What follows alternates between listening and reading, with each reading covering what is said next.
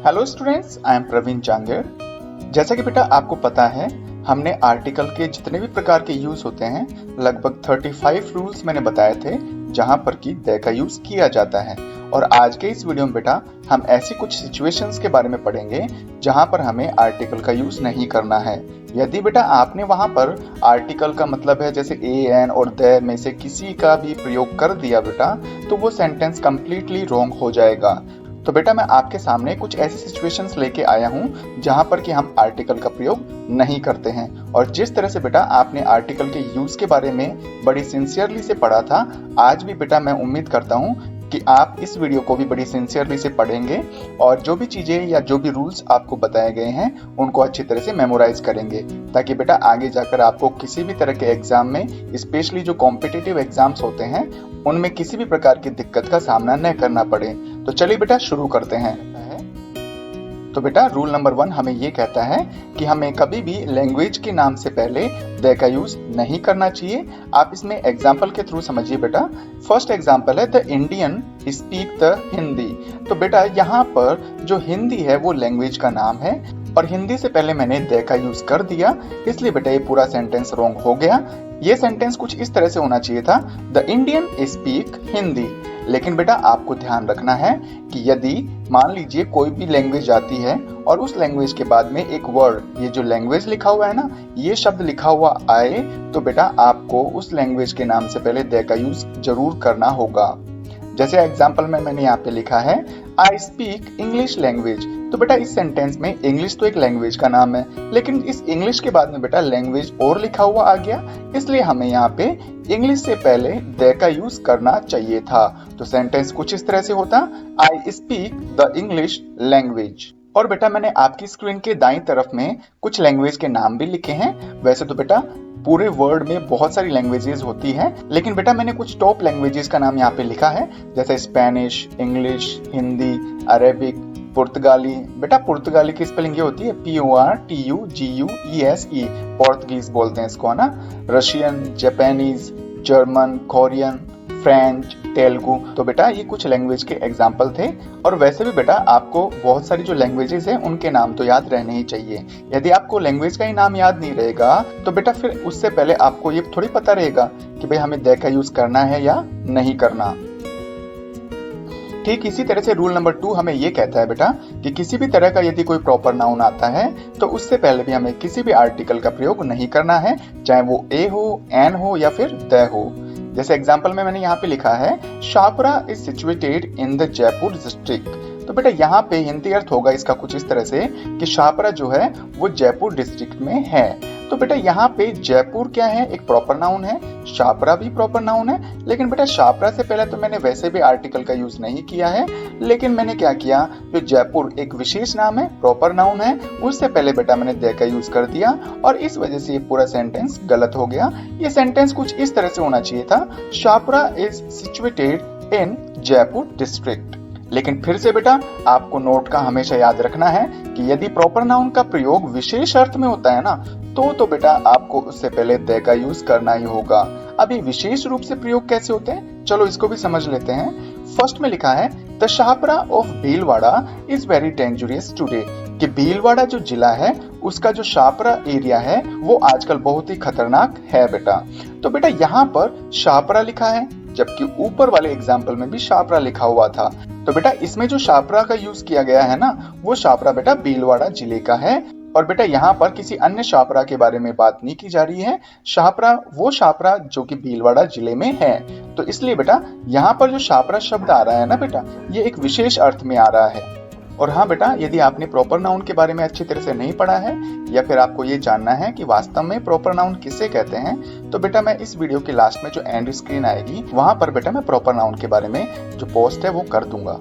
आप वीडियो के अंत में उसको भली भांति देख भी सकते हैं और चीजों को समझ भी सकते हैं। और हाँ बेटा, ये जो प्रॉपर नाउन है उसको मैंने विस्तार से इनके रूल्स, एरर्स और स्पॉटिंग एरर्स वगैरह सब चीजें मैंने डिटेल से बता रखी हैं। आप प्रॉपर नाउन के बारे में जो वीडियो है वो जरूर देखिएगा वीडियो के अंत में। ठीक इसी तरह से बेटा रूल नंबर 3 हमें ये कहता है कि जो सब्जेक्ट्स के नेम होते हैं ना, उनसे पहले भी हम आर्टिकल का यूज नहीं करते हैं। जैसे एग्जाम्पल में यहाँ पे लिखा है maths is a difficult subject, तो बेटा यहाँ पर जो मैथ्स है वो क्या है बेटा, एक सब्जेक्ट का नाम है, और इसलिए मैंने यहाँ पे किसी भी प्रकार के आर्टिकल का, चाहे वो ए हो या एन हो या द हो, मैंने यहाँ पर प्रयोग नहीं किया है। लेकिन बेटा आपको एक विशेष बात के बारे में ध्यान रखना होगा कि यदि सब्जेक्ट का प्रयोग विशेष अर्थ में हो तो बेटा इससे पहले हमें आर्टिकल के रूप में द का यूज करना ही होगा। जैसे एग्जाम्पल में यहाँ पे है Hindi of Rahul is fabulous, कि जो राहुल की हिंदी है वो बड़ी शानदार है। बेटा यहाँ पर जो हिंदी है ना वो एक सब्जेक्ट का नाम है, लेकिन बेटा यहाँ पर जो हिंदी है वो किसी विशेष अर्थ में प्रयोग की जा रही है। हम यहाँ पर केवल जनरल हिंदी की बात नहीं कर रहे हैं, हम बात कर रहे हैं केवल राहुल की जो हिंदी नॉलेज है उसके बारे में। इसलिए बेटा यहाँ पर हिंदी जो है उसका प्रयोग विशेष अर्थ में, पर्टिकुलर सेंस में किया जा रहा है। इसलिए बेटा हिंदी से पहले द लगाना चाहिए था, और मैंने यहाँ पर द नहीं लिखा, इसकी वजह से पूरा सेंटेंस बेटा क्या हो गया, गलत हो गया। तो सेंटेंस कुछ इस तरह से होना चाहिए था, the Hindi of Rahul is fabulous. अगर हम बात करें रूल नंबर 4 की, तो वो है बेटा कि मैटेरियल नाउन से पहले भी हम किसी भी प्रकार के आर्टिकल का प्रयोग नहीं करते हैं। अब मैटेरियल नाउन में अगर मैं आपको थोड़े से शब्दों में कहूं तो जो लिक्विड चीजें हैं, मेटल हैं और एग्रीकल्चर जो प्रोडक्ट होते हैं, तो बेटा इन तीनों चीजों को हम मैटेरियल नाउन कहते हैं। यदि आपको मैटेरियल नाउन के बारे में और अधिक जानकारी प्राप्त करनी है तो बेटा मैं इस वीडियो के अंत में एंड स्क्रीन में मैटेरियल नाउन वाला जो वीडियो है वो पोस्ट कर दूंगा। आप वहां पर जाकर मैटेरियल नाउन के मीनिंग, इसके रूल्स, इनसे संबंधित जितने भी एरर्स हैं वो आप आसानी से देख सकते हैं बेटा। तो चलिए अब हम एग्जाम्पल के थ्रू इसको समझते हैं। फर्स्ट है बेटा the gold is an expensive metal, तो बेटा जो गोल्ड है वो एक मेटल का नाम है, इसलिए ये मैटेरियल नाउन हो गया। और मैटेरियल नाउन से पहले कभी भी बेटा हमें द का यूज नहीं करना चाहिए, और मैं तो कहूंगा बेटा कि आप ए और एन का यूज भी न करें। मतलब ये है कि किसी भी आर्टिकल का प्रयोग मैटेरियल नाउन से पहले नहीं करना है। सेकंड है बेटा rice is sold by kilo, तो बेटा ये सेंटेंस सही है, और वो क्यों सही है वो आप मुझे कमेंट करके जरूर बताएंगे बेटा। और यहाँ पर भी बेटा वही एक विशेष अर्थ वाली बात आ गई कि यदि मैटेरियल नाउन का प्रयोग पर्टिकुलर सेंस में होता है या विशेष अर्थ में किया जाता है तो बेटा इससे पहले हमें द का प्रयोग करना ही होगा। जैसे फर्स्ट एग्जांपल है I like the T of Assam, मैं आसाम की चाय पसंद करता हूँ। तो बेटा जो टी है वो लिक्विड चीज है ना, तो लिक्विड चीज से पहले तो द का यूज नहीं होता है। लेकिन बेटा हम यहाँ पर चाय की बात तो कर रहे हैं, लेकिन कौन सी चाय, आसाम वाली चाय, मतलब और किसी जगह की चाय नहीं। इसलिए बेटा जो चाय है इस शब्द का प्रयोग यहाँ पर विशेष अर्थ में हुआ है, और किसके अर्थ में हुआ है, आसाम की चाय के बारे में। इसलिए बेटा यहाँ पर टी से पहले मैंने द का यूज कर दिया है। आप ये मत समझना बेटा कि जो द का यूज है वो लिक्विड चीजों के नाम से पहले नहीं होता है बेटा, लेकिन कब होता है, जब हम उसका प्रयोग विशेष अर्थ में करें।